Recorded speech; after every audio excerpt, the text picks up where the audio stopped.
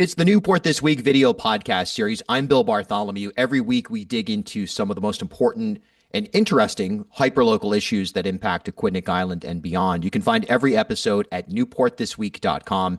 And of course, go ahead and subscribe to the Newport This Week YouTube channel. All right. So when we talk about major issues impacting, look, not only the community on Aquidneck Island, but this is a national and frankly global issue that is only getting worse. It doesn't seem to be um, or it doesn't seem that even on a statewide basis, a couple of suites of legislative action from proposed and introduced and passed under the direction of Speaker Shekarchi, signed into law by Governor McKee, it doesn't seem like that is necessarily moving the needle very quickly. And it remains a huge challenge for so many people, working people, you name it. And that's affordable housing. Mark, I suppose if you want to introduce yourself and give just sort of an executive summary of who you are and what you do, and then we'll get into the issue of affordable housing in Middletown and beyond. Great, Bill. Well, thanks for having me. I'm Mark Donahue. I'm a member. I'm actually the newest member of the Middletown Affordable Housing Committee. Um, but I've also been involved in a lot of other things in Middletown. I'm the secretary of the Middletown Democrat Town Committee. I'm been a member of the Zoning Board of Review for a few years. I'm a member of the Beach Commission. I was previously a member of the Open Space and Fields Committee. So I like getting involved. And the issue of affordable housing is one that I think is absolutely, we're at a tipping point on that here. Just if people want to look, there's a recent article in the New York Times about Nantucket. And yeah, Middletown's not Nantucket, but in a lot of ways we share a lot of similarities.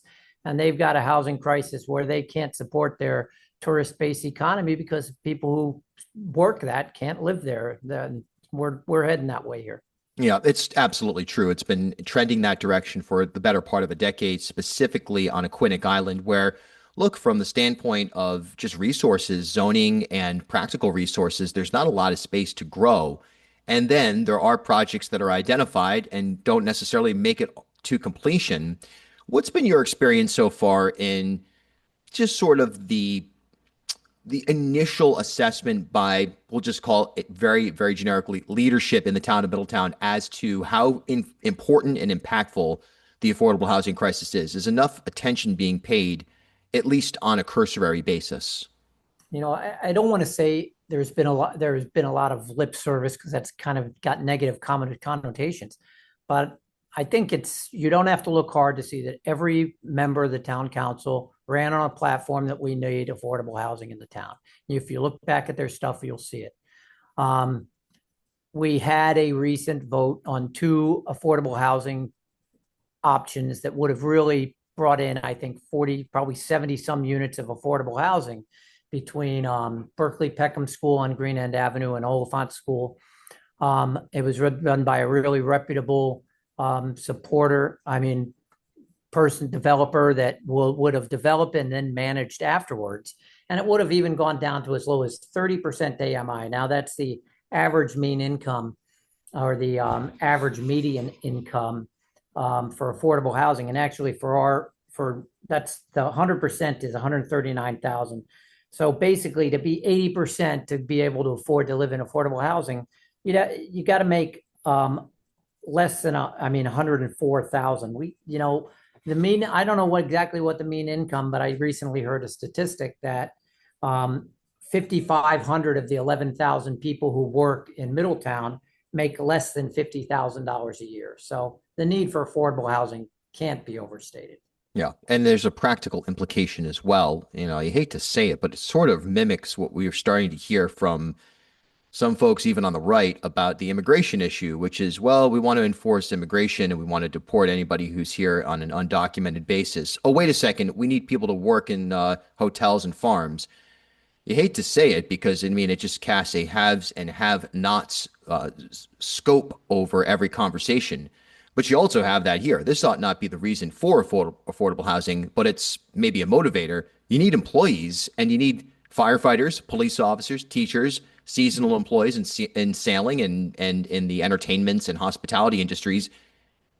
Nobody has anywhere to live anywhere near Aquidneck Island right now. Your thoughts?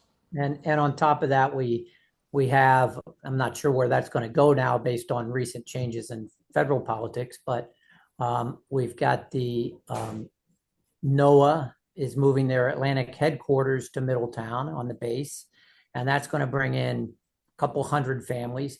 And then we've got 4 new Coast Guard cutters that are going to be built over the next 4 or 5 years that are going to be home ported here. And those each have, again, crews of 160, and they've got families that come with them. And these aren't high paid people that can afford the rents. In the old days, we had tons of military housing. Most of the military housing, and we do have it, is pretty full. Now, there's some room there. They used to open that up when they didn't get enough military people to live in it. They could open it up for anyone to live in, and it would kind of fill a need for some affordable. But as more people have to live in that housing, more military people leave, they can't take in as many of the others anymore. Yeah, So, it's so interesting you mentioned that. I was at that event. It was at least, I think it was last spring, where the NOAA facility was essentially ribbon cut. And, Commerce Secretary, former Governor Gina Raimondo was there. The Governor McKee was there, and Jack Reed, you name it. And in Q&A sessions, I asked all of them. I asked Commerce Secretary Raimondo, I mean, what do you say? Take a look around you. This is an exciting day. Sure, this is a great facility and these are great jobs, but where are people going to live? I mean, do you expect people to commute in from West Greenwich to come here or from Fall River? Nobody has an answer. Nobody has any idea how to handle this from a practical standpoint. And as the city and, well, as the town and the island as a whole continue to grow, and we make efforts in the blue economy and so on and so forth, hello, you need places for people to live. And it is just such a crazy issue in that regard. yeah, I'm retired Navy. First time I came here was 1986 as a young Navy lieutenant with a wife and a baby child. We found a house to rent right across from Green End Pond, with which fit within it. We had to spend pretty much all of our allowance for it, but it fit within our budget. Nowadays, no prayer, not a prayer. You're going to find a place around here for people in that income level. And when you mention the teachers and the firefighters, I mean they got these things they're calling market rate housing and or workforce housing, but it's at a market rate. And if you look at what these people make, they're not going to be able to afford it either. Yeah. Yeah.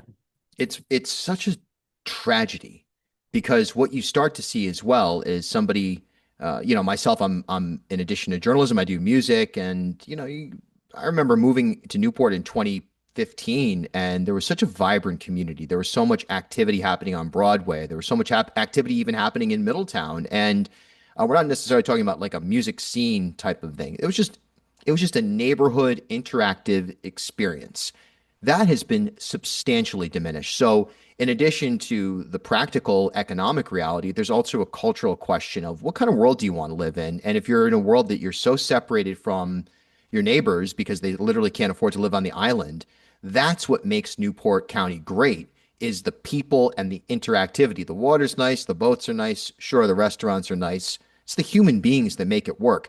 This is doomsday clock initiated for the entire industry of hospitality on Aquidneck Island if you drain the human culture and people power. Well, I couldn't agree with you more, Bill. And you look at places like Easton's Point, and those are mostly seasonal homes out there. They're dark in the winter, and people come live there for maybe almost always less than 6 months. Because if you go over the 6 month clock now, you'd have to be residents here. But most of those are under, and they're dark the rest of the time. Or some of them will be Airbnb, short-term rentals. But there's also houses that would be a perfect. Right next door to me on Green End Avenue, there's a 2 bedroom bungalow that would have been a perfect first time home for a small family. It sold to a out of area investor who turned it into an Airbnb, and it sold for $700,000. It's a 2 bedroom bungalow on a postage stamp lot, and it's made things crazy. And I think the things we did on short-term rentals recently, and I applaud the planning board and the council for approving it. But unfortunately, everyone who already had the rentals, they're grandfathered. That's So right. that genie's kind of already out of the bottle. And I don't know if we can go back and relook the grandfathering thing. I think there's a lot of legality issues over that. So I'm not asking people to go and do that, but maybe eventually it'll help curb but we got to do something to get at that. Yeah. Thing the state did, they relaxed the rules on what it takes to have an accessory dwelling unit. Yeah. If we can find ways that people can, not restrict them, but let people build accessory dwelling units and use them as long-term rentals, not short-term. And I think we do have to put a restriction on those being short-term rentals, or else we're just exacerbating our problem. And I do also applaud the council recently for changing the taxes, where if you have a home and you rent it for 12 months and you show that lease, then you're going to get charged the residence tax rate, not the non-residence tax rate on that property. So that helps a lot too.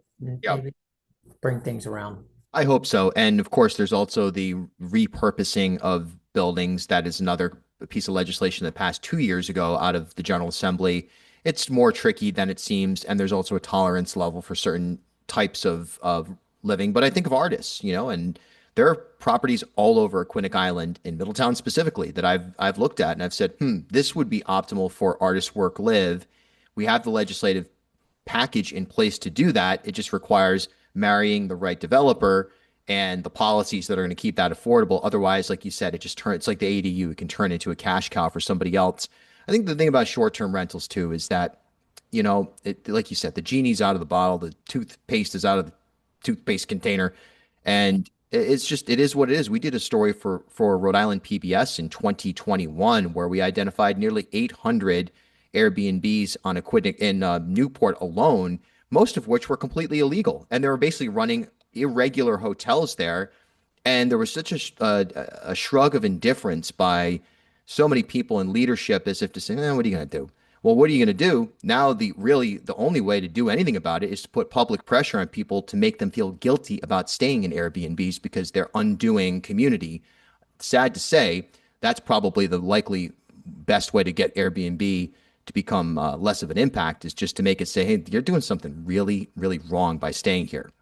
Yeah. And especially, I'm owner occupied. I don't have as hard feelings on. And Sure. I have used those frequently. If I'm going off to an area, I usually find someone who's got a room in their home. It helps them age in place better, gives them, Yep. but like the one next door to me, the owner's responsive. He lives in Johnston and he comes by and does stuff he needs to do when he needs to do it. But for the most part, he's got a cleaning person that comes and cleans. People are coming and going constantly. I haven't had any major nuisances yet, so I'm not going to say that. But I don't have neighbors. I've got, I've got customers for someone. Right. Yeah, and that's such an important distinction as well. And I want to make sure I clarify my remarks. I'm talking about what we would call the irregular ones. When you got an extra room or an extra unit and you're renting that out. That's what Airbnb is for. It's these, you can tell it, what it is. It passes the sniff test when you Oh, go, yeah.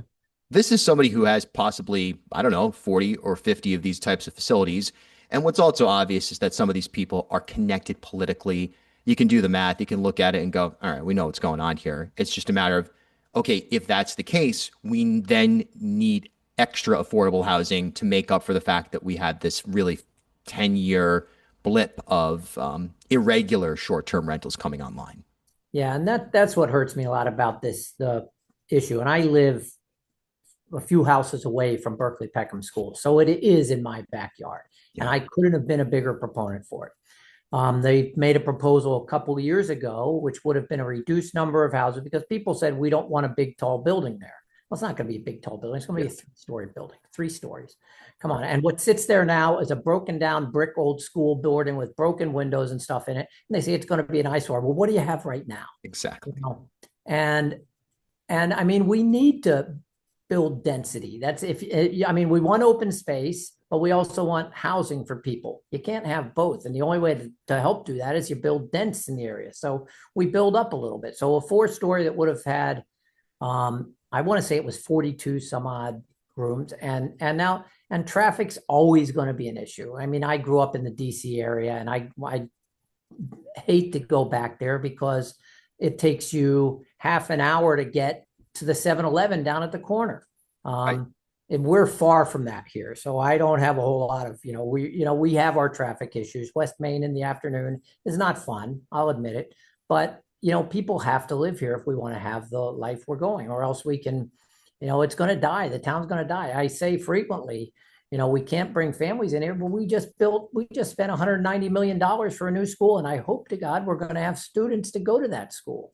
I mean, I really wasn't happy when we turned down the opportunity to build a single high school for Newport, Middletown, which would have been ideal, but there was a lot of issues with that. I vocally spoke in favor of that, and watched it get shot down, but that's a different subject for a different time. Yeah, and for anybody who's interested, we cover that extensively here on the Newport This Week video podcast series. Mark, thanks so much for your time today, and thanks for the work that you're doing. And look, I think one thing that's for sure, I'll leave on this note. I did hear, of all places, at CPAC, the Conservative Action Political Action Committee event that took place in Tampa over the weekend. Tucker Carlson, the former Fox News host and now ex-celebrity, I don't know what And ex that. St. George's alumni, I And believe. St. George's alumni. I know I played Newport Film at St. George's on Thursday. I noted that from the stage. You can imagine the reaction when I said it. But Tucker Carlson gave, in fact, I'm going to play this on WPRO this afternoon. He gave like a 3 or 4 minute speech about this is ridiculous. Like kids can't afford, and by kids, 35, 40-year-olds can't afford to buy houses in this country right now. So this is no longer like some kind of bleeding heart issue. This is like the future of the country, and it comes down to the municipal level, which is the work that you're doing. So thank you. Well, thank you, Bill. It's a pleasure.